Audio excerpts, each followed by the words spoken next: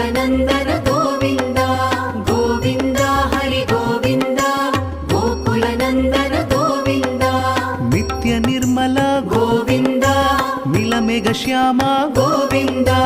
पुराण पुरुष गोविन्द पुण्डरीकाक्ष गोविन्द गोविन्द हरि गोविन्द गोकुलनन्दन गोविन्द गोविन्द हरि गोविन्द गोकुलनन्दन गोविन्द